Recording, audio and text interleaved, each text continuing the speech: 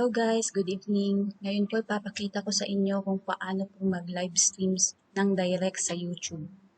So, kailangan nyo pong buksan ang inyong YouTube channel. So, ito po nakabukas na po siya. So, dito sa side na to, sa inyong right side, may makikita po kayo na plus sign doon. I-click lang po ninyo doon. So, yan po siya. Click. So, may two options po doon. Meron yung upload video or go live. So, magla-live po tayo ngayon. So, click po natin yung go live. Ayan po siya. So, wait lang po natin lumabas yung i-fill up natin na form. So, yan po siya. Napunta po siya sa live streaming YouTube studio. So, dapat po siya dun lang sa my webcam. So, dito po makikita po natin yung mga fill upan po natin ng mga details. So, create title. So, ngayon po, ang ilalagay ko po ay number 24th silent LS dahil silent lang po ang ginagawa ko. As you like po kung anong gusto nyo yung na title na ilagay. So, nilagay ko po 24th silent LS. So, nilagyan ko po siya ng details.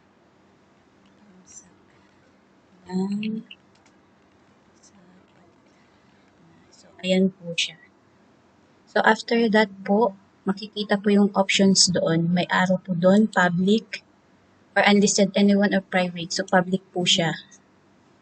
So, ang gagawin ko po, hindi pa naman po ako magla-live ngayon. So, schedule ko po siya. Schedule for later. So, July 18 po ngayon, 11:05 p.m. dito sa Kuwait time. So, ang ilalagay ko po siya ay mamaya pong 11:20. So, dyan po may option po kayo. So, 11:20 p.m. So, after that po, scroll down lang po natin. Makikita po natin dito. May mga option is made for kids, yes or no. So, no po tayo. Click lang po natin. So, pagkatapos po nun, meron po yung more options. Makikita po, ito po siya. More options, click lang po siya. So, scroll down din. So, dito po makikita po siya, yung people and vlog. So, kung ano po yung naaayon sa title nyo, kung gaming siya, kung game, so yung gaming, kung sa travel naman po, kung for example po ay kayo nagpre-premiere or nagbibisit ng mga lugar, sa travel and events, sports, kung about sa sports. So, ako po yung people and vlogs. So, dito po sa add description, kung ano pa po ang may a-add nyo sa side na yan, ako ang ilalagay ko po ay, i-comment ko na lang po ay pwede pong mag-comment at maglapag ng, so pwede po silang mag-comment or magbaba ng kanilang mga hagdanan ng kanilang bahay as they like po. So, dito po meron po siyang next. Next means this one po ay automatically na mag-take na po siya ng picture. So, as you like po kung gusto niyo pong ilalagay yung itsura niyo ngayon kung mag-take siya ng picture. So, next po siya. So, ayun, smile. Kung gusto niyo mag-smile. So, wait lang po. So, ayan po siya. Smile for thumbnail. Uploading po siya. Naka-cover po yung camera, kaya yan po yung lumabas sa akin. So, as you like po kung gusto niyo ilagay yung mukha nyo doon or hindi.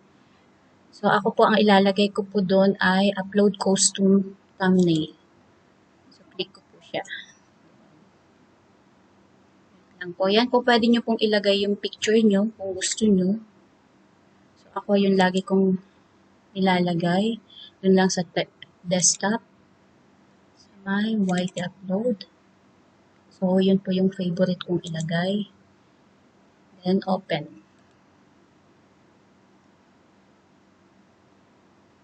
So, wait lang po habang nag-a-upload siya. So, ayun na po siya. So, yan na po ang lalabas na parang profile nyo. So, dito po, so mamaya po nandiyan na po yung title. Pwede nyong i-edit. Meron po doon yung edit. Category, people and blogs. Schedule for kung kailan siya i-schedule. So, mamaya pang 11:20 p.m. So, ayan po siya. So, kung gusto nyo nung magla-live na, go live na agad-agad po yun. So, sa akin done dahil maya-maya pa po. So, done. So, ayan na po siya. So, naka-schedule na po siya mamaya. So, for example po, malapit-lapit na po yung time mamaya, click nyo lang po ito. Kung gusto nyo mamaya, then, directly na po click yung live. So, yun lang po.